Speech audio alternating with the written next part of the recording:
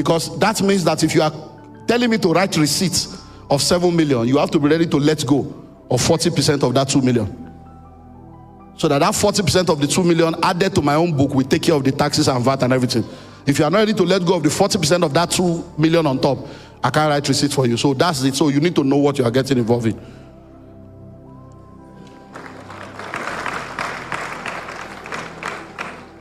When you are in financial crisis, where do you start? Everything in the kingdom starts with knowledge. Everything starts with, if you know better, you do better. You are either educated, uneducated, or miseducated. Educated, uneducated, or miseducated. So the major challenge is that a lot of people are miseducated. They don't know that they don't know, and they don't want to know. So the first place to start is education. So go online. Dr. Olumide Emmanuel on YouTube. There are a lot of other people that are speaking with experience and they have track record. Listen to them, follow them, and begin to practice it. When you know better, you will do better. So if you are in crisis, once you know, begin to practice from where you know. And most of the time, what changes your life is intangible.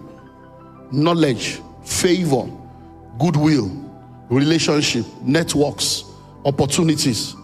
One of the things on the in the wealth stuff that I was giving you, one of those global facts is wealth creation is all about opportunities. It's all about opportunities. It's better to be prepared waiting for opportunity than for opportunity to come and meet you unprepared. When you see a lot of people and you wonder why they are making the money they are making, it's just opportunity. How did I get to Yanya to buy 70 acres? Do I know anybody there? No. What had happened? Someone that I know, a pastor friend, had an assistant pastor. The assistant pastor worked with Central Bank of Nigeria. When they were moving to Abuja, they posted them to Abuja. He came to Abuja, and the guy told me, that my assistant in Abuja, he has built church. Oh. The assistant pastor came in, there was no church, he built a church, and he's now telling the overseer they should come and do program. So the guy now said, my friend, follow me, let's go and do program. It was program we came to do. And I started asking the guy a question. I said, how did you get this? They say, when they left Lagos, that they gave all of them money to relocate, and that his colleagues moved into Sheraton, and that people were living in Sheraton and Nikon for 1 year. I say, hey, he said, yes. So he said, but because of the things I've been sharing in Lagos that he knows, he now went into Yaya, Maraba, Karu. He went to Karu. He now bought 1 acre of land and built 1 small bungalow, left his family in Lagos. He said, after 2 years, he has built 2 others. He brought his family from Lagos. I said, hey. He said, so that's why he said, let him build church for God. And all those. He said, many of those people that were in Sheraton and Nikon, they are now his tenants. So he built 2-bedroom bungalow. He has like 12 that he built. They were now the ones, when they finished all their money, they now came and say, wow. So when he told me that story, I said, now wow. So how much you buy the land? He said, 20,000 naira. And the wife too has started school. I said, yeah. But because of what I know, every information is opportunity. I say, if I want to buy income, he said, the chief is now my friend. In fact, they know me in this area. That's how he connected me. That's how I bought the land. 70 acres, I paid for 2 years. Do you understand now? So, opportunities.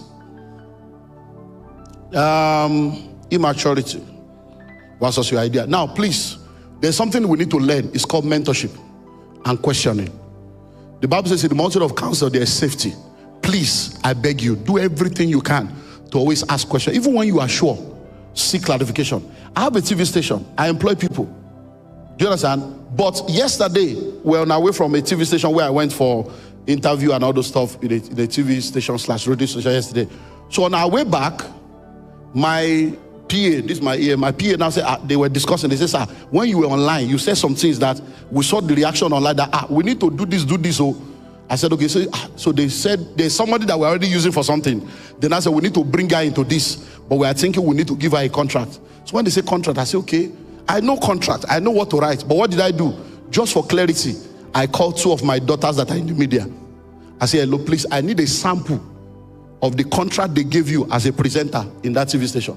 Because I want to do a contract for my TV station guys. I just need samples. I know what to do. I have lawyers. But what am I doing? I'm asking questions. So that by the time I do a multitude of counsel. So one of the things you need to do that will help you with immaturity and is make sure you ask questions and then have mentors. Sometimes you say you want to shock people and then poverty will shock you. So I just want to show them. You see people, they want to travel, they want to go to embassy, they won't come to you to seek counsel.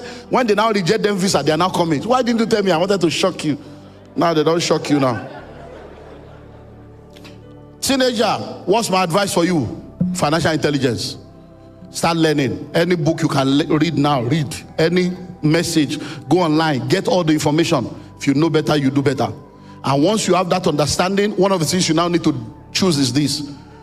There are 3 portals of wealth creation: the career portal, the entrepreneurship portal, the investment portal. You now need to decide what you want to do. Do you want to be a career person? You want to be an investor, or you want to be an entrepreneur? So that you will not follow that pathway. In one of the series I do, I teach on how to look well financially. So you can go to my YouTube channel and say how to look well financially.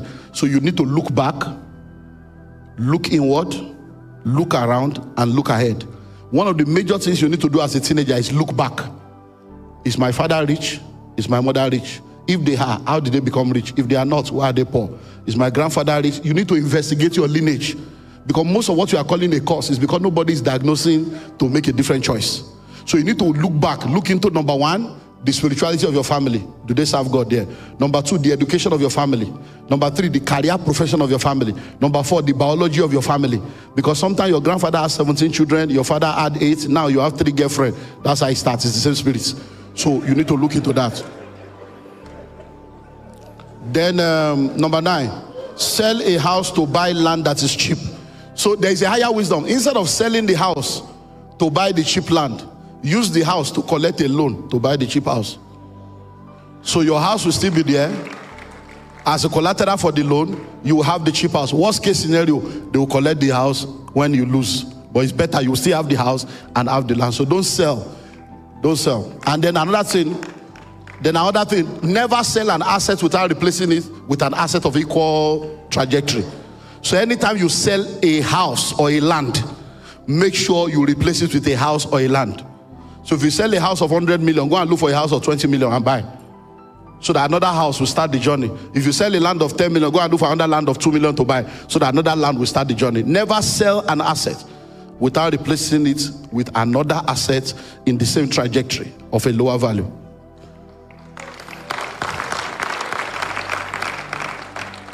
Investment versus risk management. Investment has 2 sides: risk, return. There is no risk-free investments. So in investments, every investment has risk.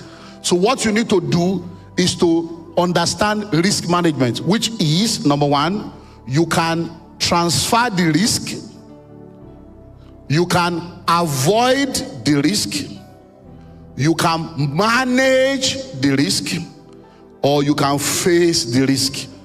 Those are 4 things you do with you. You can transfer your risk to somebody else. You can manage the risk. And you can do what? You can face the risk. So when you want to look at the best way to go about risk is what we call informed and calculated risk. That's what you do. So informed risk means before you take that risk, get all the information you can get, so that when you are taking the risk, you are doing it with information. Then calculated means don't put into it what you are not willing to lose. So if you are taking that risk, let it be that what I'm putting here, if I lose it, I'm not going to die. That's how you handle risk. Loss versus give dichotomy. Now, you see, there is the ideal and then there is the real. So please, whenever you are listening to a message, when the person has finished talking, sit down and understand what the person is saying. Because sometimes, depending on the person you are listening to, the way they will present a matter will be different.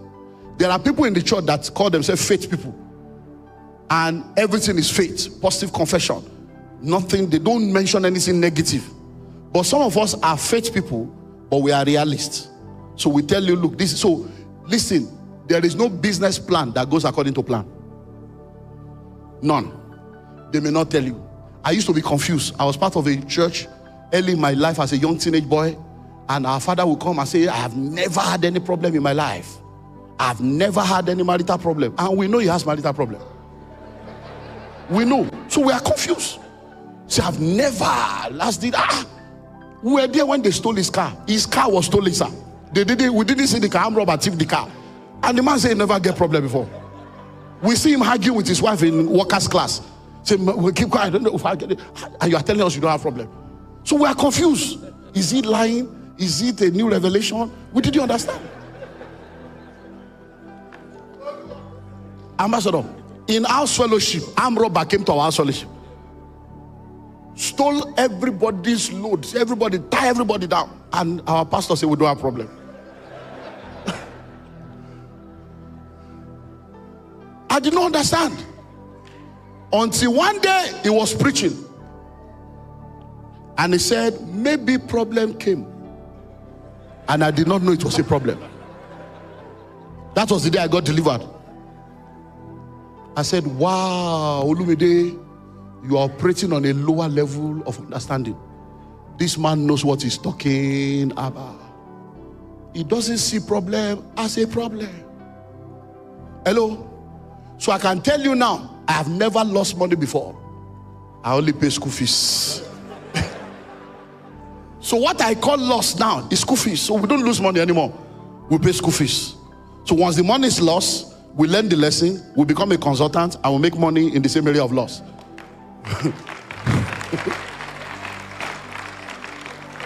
So if you are a giver and you say, how can I lose money? Well, ideally, you shouldn't lose, but let me tell you something. That's not biblical. In this world, you will have tribulation. Those who live godly shall suffer persecution. It's part of the package. You must, through much tribulation, enter the kingdom. He said, if you fail in the day of adversity, that means adversity will come.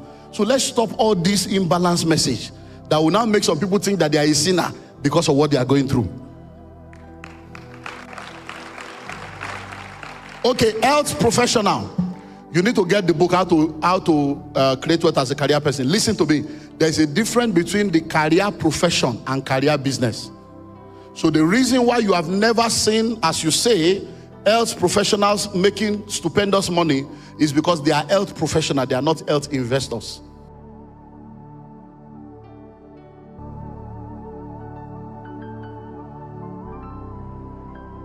On this channel, we talk about making money the biblical way.